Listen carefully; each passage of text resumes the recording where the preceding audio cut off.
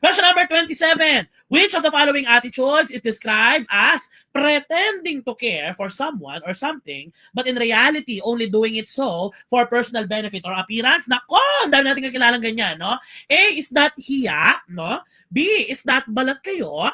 C, is that malasakit? Or letter D, is that malasakit? O, no? Ito yung mga tipong kapag kaharap ka, aba Diyos ko, parang nagkikiro sa'yo, parang concern na concern, pero kapag nakatalikod ka na, sabi nila, buti na lang, buti naman nangyayari sa kanya yun. Grabe, di ba? Yan po ang example ng ano, yan po ang example ng tumpak po kayo. Letter B, pagbabalat kayo. Tumpak!